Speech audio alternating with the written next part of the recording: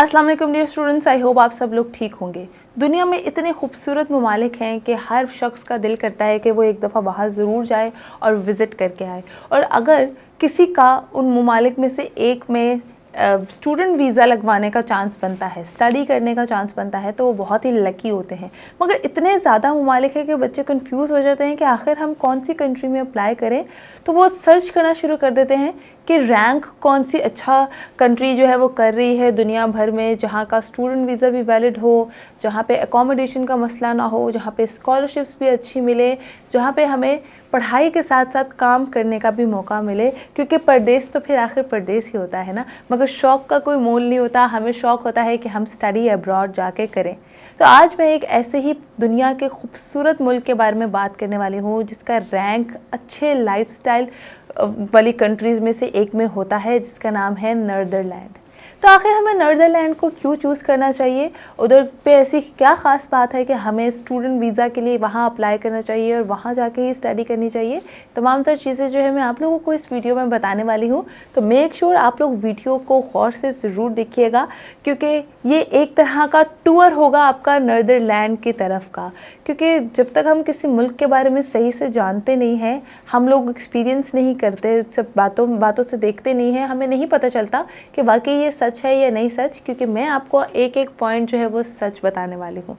तो सबसे पहला सवाल यही आता है हम लोगों के ज़हनों में कि वाई टू चूज़ नीदरलैंड, जबकि और बहुत सारी अच्छी ऑप्शंस है हमारे पास। यूके है, कनाडा है, यूएसए है, इसके अलावा बहुत सारे ममालिक हैं। तो हम आखिर नीदरलैंड को क्यों चूज़ करें? तो सबसे पहला फ़ायदा और सबसे पहला पॉइंट यही कि नीदरलैंड में वर्ल्ड की टॉप 200 यूनिवर्सिटीज़ में से 13 यूनिवर्सिटीज़ ऐसी हैं जो टॉप 200 में रैंक कर रही हैं।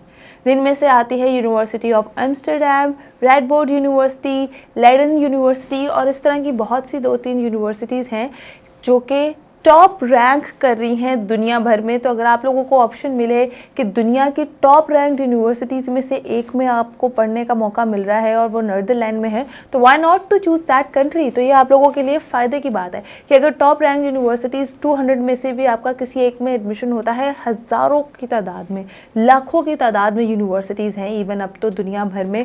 और अगर आपको टॉप 200 वाली यूनिवर्सिटीज़ में जाके पढ़ने का मौका मिलता है और वो नीदरलैंड में है, तो क्यों ना आप इस कंट्री को चूज़ करें। आप लोगों के लिए अच्छी ऑप्शन होगी कि अगर आप लोग university of Amsterdam, Leiden university, Radboud university, इस तरह की यूनिवर्सिटीज़ में पढ़ते हैं, तो आप लोगों के लिए ये एक अच्छी अपॉर्चुनिटी है।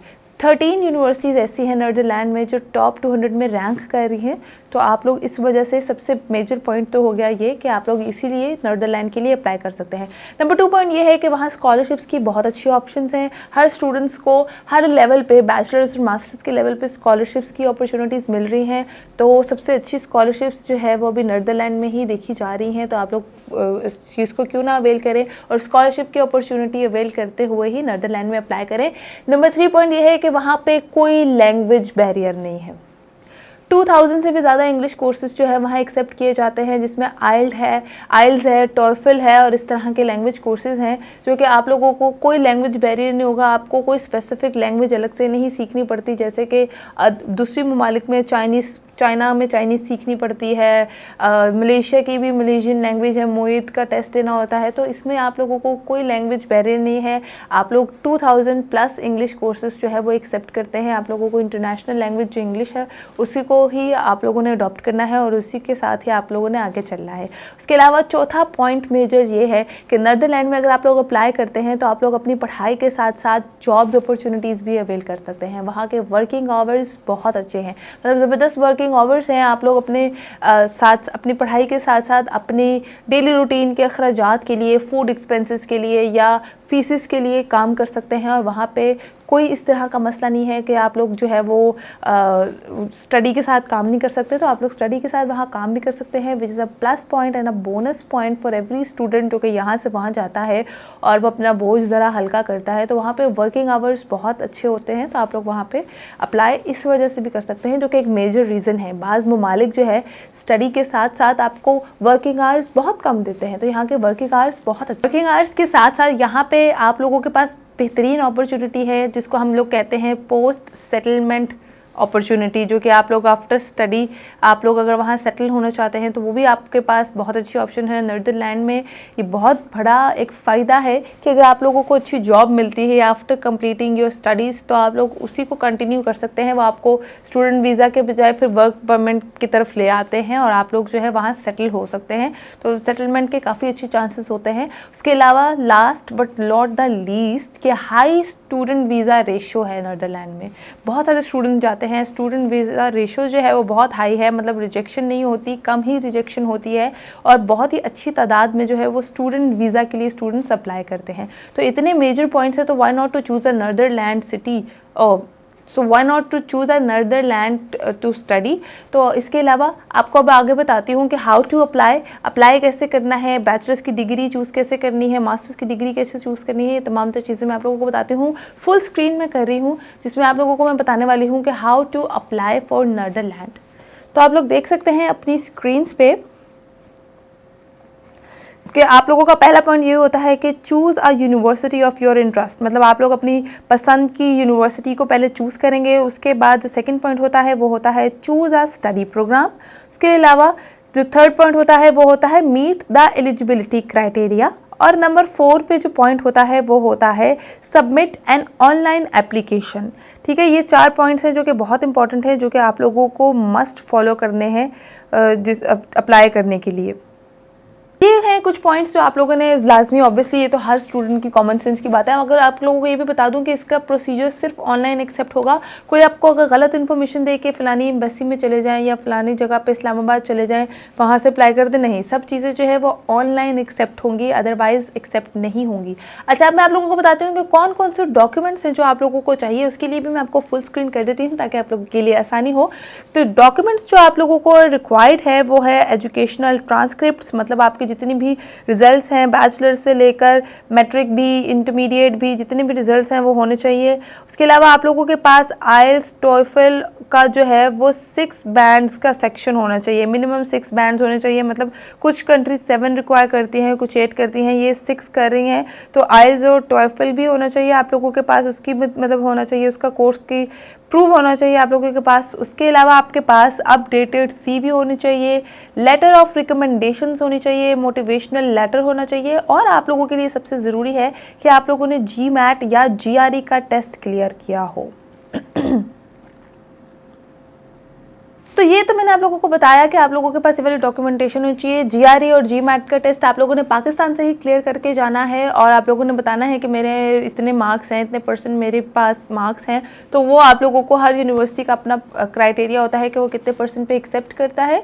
सेकेंडली, मैंने आप लोगों को एक इसमें पॉइंट बताया था कि आप लोगों के पास जो है वो, तो आप लोगों के पास मोटिवेशनल लेटर होना चाहिए जो कि होता है, जिसको हम लोग कहते हैं ना स्टेटमेंट ऑफ SOP कहते हैं, जिसको स्टेटमेंट ऑफ अ पर्पस बताते हैं कि हमारा क्या पर्पस है। वो इतनी मोटिवेशनल बनाए कि कुछ बच्चे होते हैं वो कॉपी पेस्ट करके भेज देते हैं। आप लोगों ने ये गलती नहीं करनी, कॉपी पेस्ट नहीं करना। मोटिवेशनल लेटर जो होता है बेसिकली आपकी ग्रिप बताता है कि आप कितने इंटरेस्टेड हैं और वो उसी हिसाब से कुछ यूनिवर्सिटीज़ आपको सिर्फ लेटर के थ्रू ही एक्सेप्ट कर लेती हैं।